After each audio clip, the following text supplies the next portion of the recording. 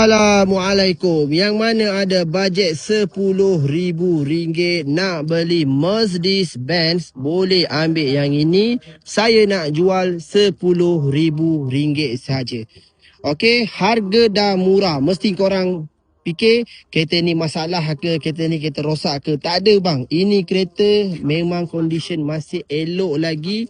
Boleh jalan jauh ke dekat ke, tak ada masalah. Okey, number plate 3832. Yang ini kompresor tahun 2002. Ini 2002 punya kereta.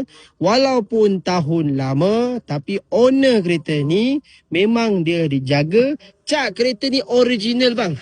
Memang original, masih kilat. Semua dekat belakang ni adalah cat dia terkopek-kopek sikit. Biasalah bang. Bila cat ori macam tu lah bang. Okey, dalaman interior abang boleh tengok door trim masih elok lagi. Dan dashboard masih okey. Seat kereta okey lagi. Steering pun cantik. Aircon ni semua pun masih okey. Selalunya benda-benda ni semua reput dah pecah.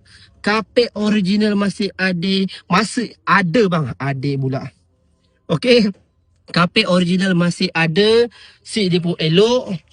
Yang penting Mercedes yang harga RM10,000. Cuma tayar belah sini angin kurang. Itu saja masalah dia. Lampu pun saya dah buat. Cat kereta ni nak kata 7/10 pun tak boleh. 6/10, 5/10 lah. Okey, abang tengok jauh cat dia cantik kan. Okey. Dekat-dekat ni adalah cat dia, abang tengok. Dia punya lika dia ada terkoyak-koyak sikit. Yang penting Mercedes, dia punya logo ni warna gold bang. Harga memang terpaling murah, RM10,000 saja. Kalau nak cantik, ambil yang sebelah ni. Ini kereta macam showroom condition. Tahun 2012, harga 39. Kereta memang tip top condition. Masih cantik, masih elok. Ini beli tak perlu repair. Abang tengok interior ni. Ini wow. Memang wow sangat. So harga kereta ni saya nak jual RM39,000. Nak murah lagi, ambil yang sebelah. Nak tahu harga? Komen dekat bawah. Assalamualaikum.